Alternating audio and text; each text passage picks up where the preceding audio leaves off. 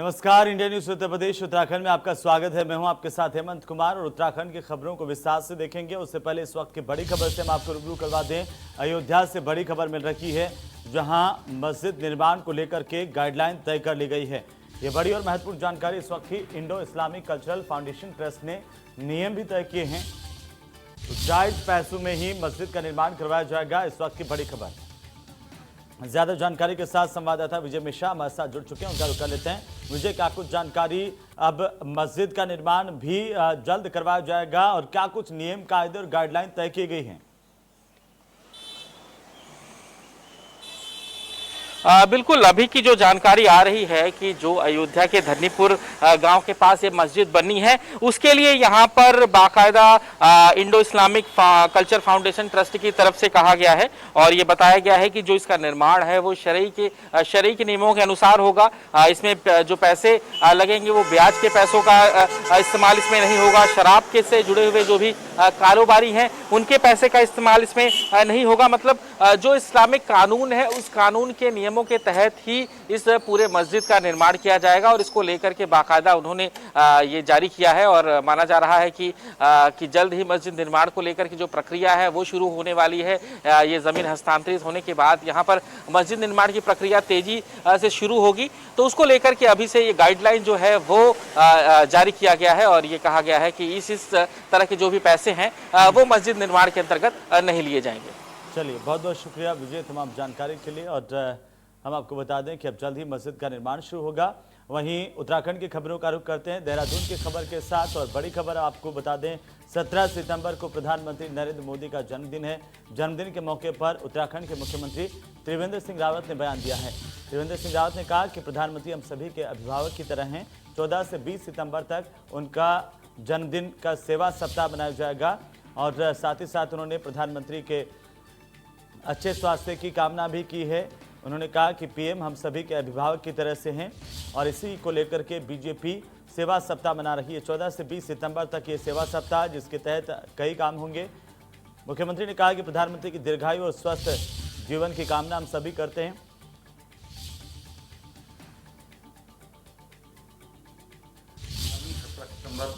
माननीय प्रधानमंत्री जी का जन्मदिन है। हमारे प्रधानमंत्री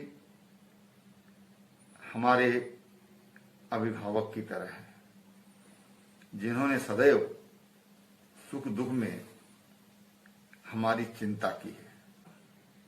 परमात्मा से यही प्रार्थना है कि हमारे यशस्वी प्रधानमंत्री स्वस्थ रहें, सुदीर्घ उनको जीवन मिले और इसी तरह से वो देश की सेवा करते रहें। जिस विजन के साथ, जिस सोच के साथ और जिस लक्ष्य के साथ वो सेवा कर रहे हैं, आज सारी दुनिया उनका लोहा मानती है। तमाम दुनिया के देशों में आज उनके नाम की चर्चा होती है। उनकी जो विकास की नीति है, उनका जो विकास का मॉडल है, उसकी चिंता होती है। तमाम गरीब लोग आज उन्हें अपने मसीहा के रूप में देख रहे हैं। जब कोविड काल चल रहा है, ऐसे संकट के समय में उन्होंने देशवासियों का मार्गदर्शन किया और आह्वान किया कि हमें इस आपदा को अवसर के रूप में बदलना है। और उन्होंने आत्मनिर्भर भारत का आह्वान किया। आज देश के नौजवान युवक युवतियां आज उनके इस आह्वान पर आगे बढ़ करके और काम कर रहे हैं। लाखों संकल्प उनके संकल्प के साथ जुड़ चुके हैं। मैं सभी पार्टी के कार्यकर्ताओं को, सभी प्रदेशवासियों से कहना चाहता हूं कि भारतीय जनता पार्टी ने माननीय प्रधानमंत्री जी के जन्म दिवस को सेवा सप्ताह के रूप में मनाने का निश्चय किया है। इस अवसर पर हम सब लोग गरीबों की सेवा करें, हम रक्तदान करें। जो कष्ट में हैं, उनके कष्ट में उनके साथ खड़े हों। कोविड महामारी के कारण अनेक लोग पीड़ित हैं, अस्पतालों में भर्ती हैं।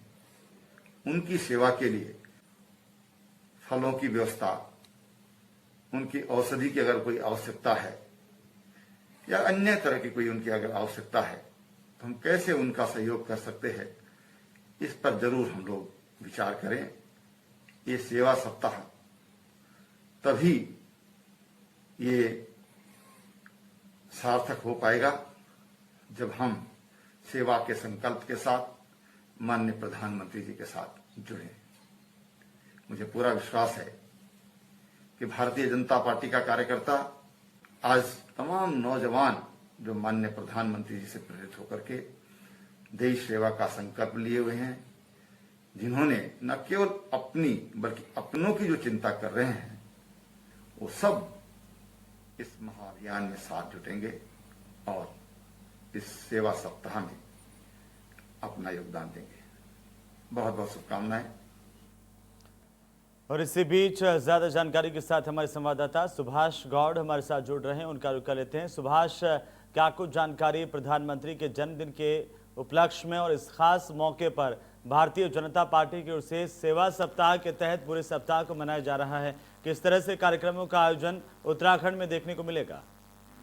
ये बिल्कुल आगामी 17 सितंबर को प्रधानमंत्री नरेंद्र मोदी का जन्मदिन है, जिसको लेकर उत्तराखंड के मुख्यमंत्री त्रिवेंद्र सिंह रावत ने सभी पार्टी के पदाधिकारियों और आम जनमानस से अपील की है कि उनके जन्मदिन के अवसर पर यानी कि सेवा सप्ताह के रूप में इस जन्मदिन को मनाया जाए, यानी कि 14 सितंबर से लेकर 20 सितंबर तक एक सेवा सप्ताह के रूप में मनाया जाए। और जो लोगों को भी किसी चीज की कोई परेशानी है प्रदेश में, चाहे दवाइयों की हो या खाने पीने की हो, तो लोग उनकी मदद करने के लिए आगे बढ़े। साथ ही रक्तदान जरूर लोग इस सप्ताह में करें, क्योंकि देखा जाता है कि हर साल मुख्यमंत्री त्रिवेंद्र सिंह रावत अपने जन्मदिन पर भी रक्त शिविरों का आयोजन करते थे, लेकिन तो कोरोना वायरस के चलते इस समय जो आयोजन था वो भव्य रूप में नहीं हो पाया। तो कहीं न कहीं अब मुख्यमंत्री त्रिवेंद्र सिंह रावत ये चाहते हैं कि नरेंद्र मोदी के जन्मदिन पर यानी प्रधानमंत्री के जन्मदिन पर बिल्कुल, भारतीय जनता पार्टी के लिए अपने आप में एक खास मौका है। सुभाष, बहुत बहुत शुक्रिया हमारे साथ जुड़ने के लिए, तमाम जानकारी के लिए।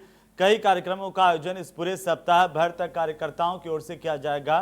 प्रधानमंत्री के जन्मदिन को खास बनाने के लिए भारतीय जनता पार्टी इसे सेवा सप्ताह के तौर पर इस बार मना रही है। चूंकि कोरोना काल है तो कोविड-19 से लोगों को जागरूक करना, वृक्षारोपण करना, ये तमाम मसले हैं जिन पर बीजेपी कार्यकर्ता पूरे सप्ताह तक शुरुआत करेंगे और अनेक काम करेंगे। और इसी बीच बड़ी खबर हम आपको बता दें, बड़ी और महत्वपूर्ण जानकारी जो मिल रही है इस वक्त की अहम जानकारी हरिद्वार से है, जहां पर शराब की दुकान के मैनेजर से लाखों रुपए की लूट हुई है।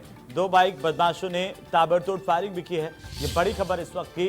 3 ठेकों के 16 लाख रुपए लेकर के मैनेजर जा रहे थे। इसी दौरान बदमाशों ने, लुटेरों ने हमला बोला और लूट की बड़ी वारदात को अंजाम दिया। कनखल थाना इलाके का पूरा मामला बताया जा रहा है, जहां पर पुलिस अब बदमाशों की, लुटेरों की तलाश कर रही है। शराब की दुकान के मैनेजर से लाखों रुपए की लूट होने की जानकारी सामने आ रही है। बड़ी खबर इस वक्त की। 3 ठेकों के 16 लाख रुपए इकट्ठा करके मैनेजर जा रहा था। इसी दौरान बदमाशों ने धावा बोला और ये 16 लाख रुपए लूट लिए हैं। कनखल थाना इलाके का पूरा मामला, जहां पर ये वारदात हुई है। फिलहाल पुलिस के हाथ खाली है। पुलिस लगातार तलाश कर रही है लुटेरों की। हरिद्वार से इस वक्त की सबसे बड़ी खबर है, बड़ी लूट हुई है। बड़ी लूट की जानकारी हरिद्वार से है। करीब 16 लाख रुपए लूटे गए हैं। 3 ठेकों के 16 लाख रुपए इकट्ठा करके मैनेजर जा रहा था। और इसी बीच मसूरी से बड़ी खबर हम आपको बता दें, इस वक्त की बड़ी और अहम जानकारी मसूरी से मिल रही है। मसूरी में मौसम ने करवट बदली है। बड़ी खबर इस वक्त की।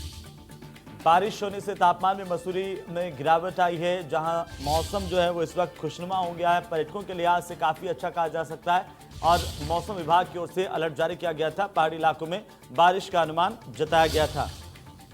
ज्यादा जानकारी के साथ मसूरी से संवाददाता सुनील हमारे साथ हैं। सुनील, क्या कुछ जानकारी मौसम को लेकर इस वक्त आपके पास? हेमंत देखिए, अगर बात करी जाए मौसम की तो सुबह मौसम ने करवट बदला और यहाँ पर बारिश के साथ मौसम तापमान में गिरावट दर्ज की गई है। मौसम काफी सुहावना हो गया और जिस तरीके से मौसम विभाग ने पहले से ही अलर्ट जारी किया था कि आज से और 19 तारीख के बीच में कई पहाड़ी वाले क्षेत्रों में बारिश होने का अनुमान है और वो कहीं ना कहीं सच भी साबित हुआ है। इसको लेकर जो पहाड़ी वाले क्षेत्र है, खासकर जो भूस्खलन प्रोन एरियाज है, उसमें प्रशासन की विशेष नजर है। और अगर मसूरी की बात करी जाए तो मौसम काफी सुहावना हो गया। जो पर्यटक यहाँ पर आ रखे हैं वो मौसम का जमकर लुत्फ उठा रहे हैं। जी बिल्कुल सुनील, और चूंकि ये पर्यटकों के लिहाज से भी बेहतर है कि अब पर्यटन की संभावनाएं भी यहाँ पर लगातार है। मसूरी का इलाका पूरा पर्यटन का इलाका है, इस लिहाज से देखें तो पर्यटकों के लिहाज से ये बारिश किस तरह की साबित होगी? देखिए, पर्यटकों के लिहाज से बारिश काफी अच्छी है। जो पर्यटक यहाँ पर आ रखे हैं वो इस मौसम का जमकर लुत्फ उठा रहे हैं, क्योंकि जिस तरीके से कोहरा और बारिश यहाँ पर हो रही है तो पर्यटकों के लिए काफी मुफीद माना जाता है, क्योंकि इन दिनों निचले वाले इलाकों में गर्मी और उमस का कहीं ना कहीं प्रकोप देखा जा रहा है। और इसी को लेकर जो निचले वाले इलाके के लोग हैं वो पहाड़ी क्षेत्रों का रुख करते हैं। और इस समय कोरोना काल है, कोशिश लोग यही कर रहे हैं कि लोग पहाड़ों की तरफ रुख करें और इस मौसम का और बारिश का जमकर लुत्फ उठाएं। लेकिन सुनील, चूंकि बारिश के मौसम में लैंडस्लाइड की घटनाएं भी लगातार हमने देखी है, तो पर्यटकों के लिहाज से भी कोई गाइडलाइन जारी की गई है कि किस तरह के एहतियात बरते जाएं और क्या पूरे रास्ते यहां पर अभी खुले हुए हैं? चलिए, बहुत बहुत शुक्रिया तमाम जानकारी के लिए। सुनील हमारे साथ जुड़े। मसूरी में बारिश हुई है, उधर बद्रीनाथ धाम के कपाट खुले 4 महीने से ज्यादा का वक्त हो गया है, लेकिन कोरोना संक्रमण के चलते यहां इस साल सरकार ने सामाजिक दूरी को ध्यान में रखते हुए हवाई सेवाएं बंद की है। लेकिन अब 4 धाम हवाई सेवा सुचारू कर दी गई है। आज बद्रीनाथ धाम के राज्य सरकार के हेलीपैड पर पहला हेलीकॉप्टर उतरा। यह देहरादून सहस्त्र धारा से आया था। आज बद्रीनाथ धाम में 4 महीने में पहली बार 3 श्रद्धालुओं को लेकर के हेलीकॉप्टर पहुंचा। वो तस्वीर हम आपको दिखा रहे हैं।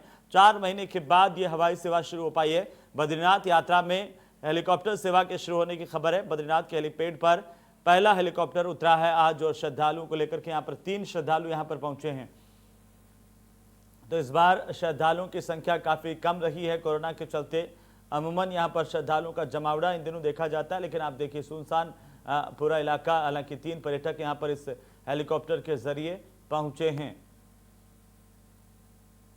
तो बद्रीनाथ यात्रा को लेकर के एहतियात लोगों की ओर से बढ़ते जा रहे हैं। कोरोना काल में इस बार श्रद्धालु यहाँ पर कम पहुंच रहे हैं, लेकिन 4 महीने के बाद अब हवाई सेवा शुरू हो गई है। तो जाहिर सी बात है, उम्मीद अब इस बात की जा रही है कि पर्यटकों की संख्या, श्रद्धालुओं की संख्या यहां पर बढ़ेगी।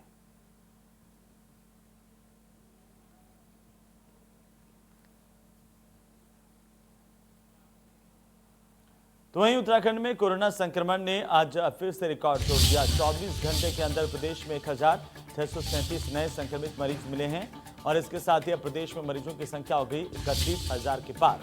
12 संक्रमित मरीजों की मौत भी हुई है। स्वास्थ्य विभाग के अनुसार देहरादून में भी रिकॉर्ड 623 और हरिद्वार में 318 संक्रमित मरीज हैं। नैनीताल में 211, उधम सिंह नगर में 240 मरीजों में कोरोना की पुष्टि हुई। तो अल्मोड़ा में 16, बागेश्वर में 13, चमोली में 7, चंपावत में 32, पौड़ी में 57, पिथौरागढ़ में 34, रुद्रप्रयाग में 12, टिहरी में 27, उत्तरकाशी में 47 संक्रमित मरीज सामने आए हैं। ये अलग अलग जिलों के हालात हैं। इसी लिहाज से अगर हम पूरे उत्तराखंड को देखें तो 1637 नए मामले पिछले 24 घंटे में मिले हैं। 32,000 के साथ ये संख्या जा पहुंची है। मरीजों की कुल संख्या देहरादून में भी रिकॉर्ड 623 नए मामले सामने आए हैं। ये काफी चौंकाने वाले हैं। हरिद्वार में 318 है, देहरादून में सबसे ज्यादा है, 623 मामले हैं एक दिन में। और इस तरह से एक नया रिकॉर्ड भी कोरोना के मामले में, क्योंकि WHO ने कहा कि भारत सबसे ज्यादा कोरोना का संक्रमण फैलाने वाला देश हो रहा है।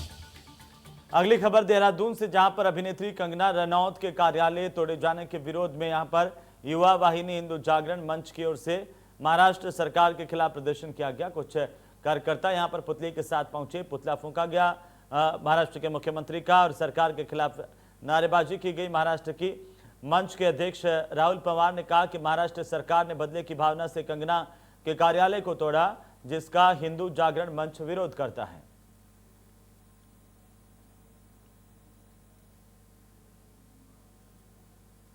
हिंदू जागरण मंच के कार्यकर्ताओं ने महाराष्ट्र के मुख्यमंत्री का पुतला फूंक करके विरोध जताया। उधर हरिद्वार में ज्वालापुर से बीजेपी के विधायक सुरेश राठौड़ की एजेंसी पर मृतक कर्मचारियों के परिजन मुआवजे की मांग को लेकर प्रदर्शन कर रहे हैं। मौके पर पुलिस फोर्स की तैनाती की गई है। दरअसल गैस एजेंसी में काम करने वाले कर्मचारी का शव पेड़ से लटका हुआ मिला था। इसे पुलिस ने पंचनामा बनाकर के जिला अस्पताल में पोस्टमार्टम के लिए भिजवाया था। वहीं उत्तर प्रदेश से पहुंचे मृतक कर्मचारी के परिजनों ने एजेंसी के कर्मचारियों पर मृतक को मारकर पेड़ पर लटकाने के आरोप लगाए हैं। पोस्टमार्टम के बाद शव को लेकर गैस एजेंसी के गोदाम पर ये लोग पहुंच गए।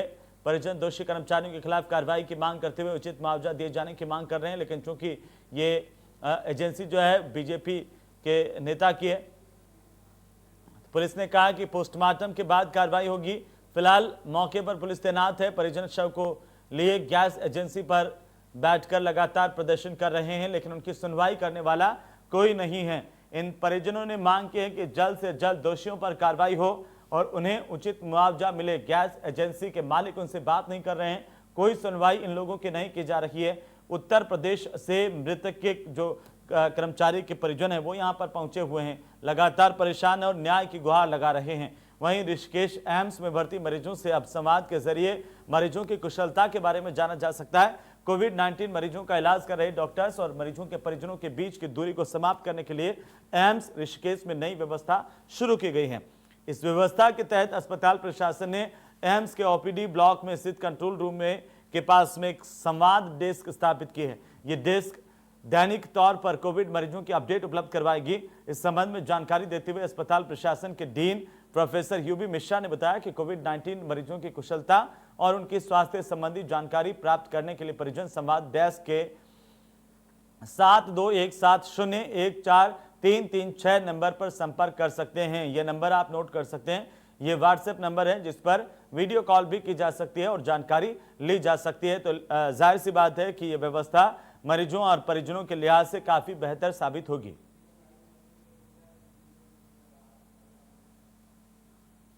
और इसी बीच उत्तर प्रदेश की राजधानी लखनऊ से बड़ी खबर मिल रही है।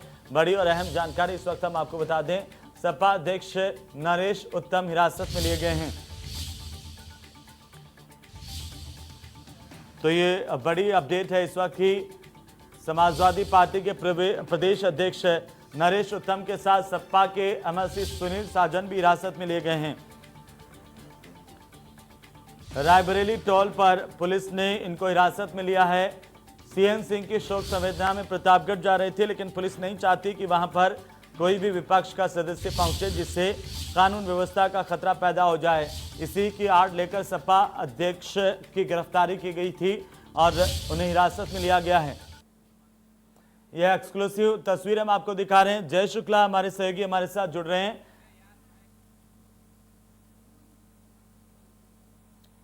और हम आपको बता दें कि हमारे संवाददाता जय शुक्ला ने सुनील सिंह साजन से खास बातचीत की। उन्होंने क्या कुछ कहा वो आप सुनिए।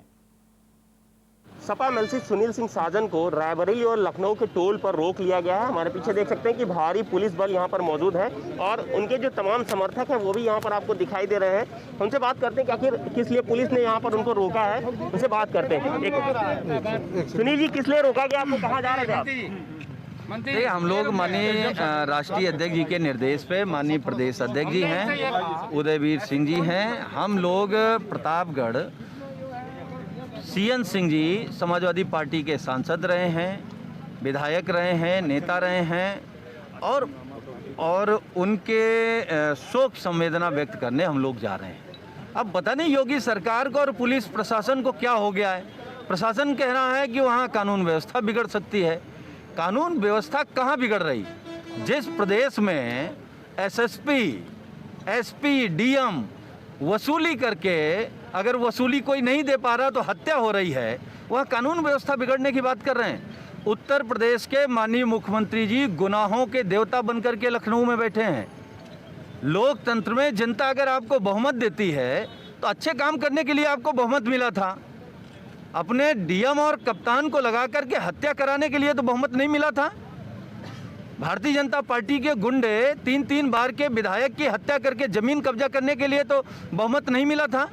बहन बेटियों के साथ जो बलात्कार करे चिन्मयानंद जैसे लोग, उनका वेलकम करने के लिए तो बहुमत नहीं मिला था।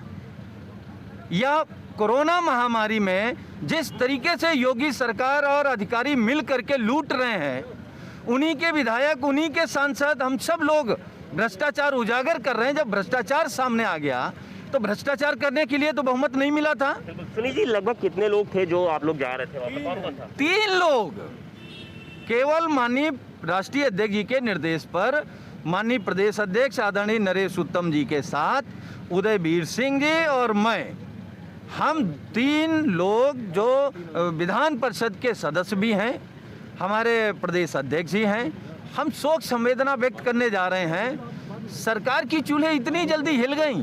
तो अभी क्या करेंगे आप? यहाँ से वापस लौटेंगे या आगे? एक फैसला किया है, प्रतापगढ़ जाएंगे, सिर्फ प्रतापगढ़ जाएंगे, बाकी कोई फैसला नहीं। बाकी प्रशासन तय करे कि वो क्या करेगा। बिल्कुल, ये थे सुनील सिंह साजन, जिनको अभी फिलहाल यहाँ पर जो लखनऊ और रायबरेली का जो टोल है वहाँ पर रोका गया है। प्रतापगढ़ जा रहे थे, शोक संवेदना व्यक्त करने जा रहे थे। अपने जो साथ में जो प्रदेश अध्यक्ष है उनके साथ में जा रहे थे। यहाँ देख रहे हैं कि किस तरह से यहाँ पर पुलिस ने टोल पर रोका है। भारी पुलिस बल मौजूद है, कई थानों की फोर्स है। हालांकि कार्यकर्ता भी तमाम यहाँ पर आ चुके हैं, जो सपा कार्यकर्ता हैं। अब देखना होगा कि आखिर सुनील सिंह साजन जिस तरह से अड़े हुए हैं कि वो प्रतापगढ़ उनको जाना ही है, ऐसे में प्रशासन क्या करता है, किस तरह से अनुमति देता है या उनको जाने दिया जाता है, ये देखना होगा। लखनऊ से इंडिया न्यूज़ के लिए जय शुक्ला। और इसी बीच इस वक्त की अहम जानकारी मिल रही है राजधानी लखनऊ से। अब आपको बता दें, इस वक्त की बड़ी खबर है, बड़ी और महत्वपूर्ण जानकारी इस वक्त की।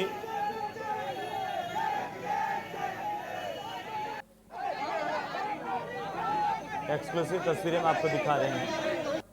रायबरेली टोल पर पुलिस ने हिरासत में लिया है समाजवादी पार्टी के प्रदेशाध्यक्ष नरेश उत्तम को। एमएलसी उनके साथ में मौजूद थे, उनको भी हिरासत में लिया गया।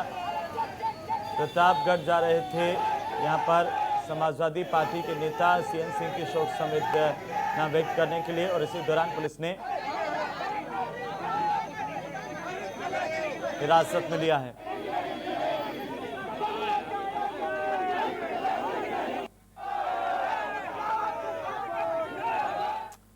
और इसी पूरे मामले को लेकर के आखिरकार पुलिस का क्या कुछ कहना है, इसके लिए हमारे सहयोगी जय शुक्ला ने पुलिस अधिकारियों से बातचीत की है।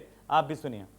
देख रहे हैं यहाँ पर जो सुनील सिंह साजन और सपा के प्रदेश अध्यक्ष नरेश उत्तम को यहाँ बचाव तक लाया गया। यहाँ देख रहे हैं तमाम उनके समर्थक यहाँ पर खड़े हुए। पीछे हम आपको दिखाना चाहेंगे कि देख सकते हैं कि कितना लंबा जाम भी लग गया है। और साथ में यहाँ जो सीओ साहब हैं, सीओ महाराजगंज, उनसे बात करते हैं। सर, अभी किस लिए रोका गया है यहाँ पर? रोका इसलिए गया है कि बहुत ज़्यादा भीड़ भाड़ है, क्योंकि कोविड का समय चल रहा है और कहीं पर कोई इस प्रकार की बात ना हो, इसलिए इनको रोका गया। गेस्ट हाउस ले जाएगा। तो कहाँ के लिए जा रहे थे लोग? ये प्रतापगढ़ के लिए बता रहे हैं जाने के लिए। अभी आगे का क्या स्टेप होगा पुलिस का? अब बस पुलिस इनको यहाँ ले जाएंगे गेस्ट हाउस में, वहाँ इनसे बातचीत करेंगे, फिर जैसा आदेश मिलेगा वैसा। क्या उनको आगे जाने दिया जाएगा, यहीं से वापस? नहीं, यहाँ आगे नहीं जाने आगे नहीं जाने दिया। बिल्कुल, ये थे सीओ महाराजगंज, जिन्होंने बताया कि किस तरह से अभी इनको यहाँ पर रोका जाएगा, उसके बाद गेस्ट हाउस ले जाया जाएगा और यहीं से उनको बैरंग वापस किया जाएगा। लखनऊ से इंडिया न्यूज़ के लिए जय शुक्ला। कार्यकर्ताओं को यहाँ पर पता चला, काफी संख्या में समाजवादी पार्टी के कार्यकर्ता भी पहुंच गए थे। अब इनको पुलिस कह रही है कि कोविड-19 के चलते भीड़ हो सकती है, इसलिए आगे नहीं जाने दिया जा रहा। वहीं समाजवादी पार्टी के नेताओं का कहना है कि वे मात्र 3 लोग प्रतापगढ़ जाने के लिए निकले थे, जहां पर उनके नेता सीएन सिंह के निधन के बाद शोक संवेदना में जा रहे थे, लेकिन पुलिस उन्हें आगे नहीं जाने दे रही है। वे जाकर के रहेंगे। पुलिस ने उन्हें हिरासत में लेकर अब गेस्ट हाउस ले जाया जा रहा है। पुलिस का कहना है कि उन्हें प्रतापगढ़ नहीं जाने दिया जाएगा, क्योंकि ज्यादा भीड़ हो सकती है। कोरोना काल में भीड़ का हवाला देकर के पुलिस ने समाजवादी पार्टी के प्रदेश अध्यक्ष को हिरासत में लिया। उनके साथ सपा के एमएलसी है, और एमएलसी ने जानकारी दी है कि सीएन सिंह की शोक संवेदना में 3 लोग जा रहे थे, जिनको रोक लिया गया है पुलिस की ओर से।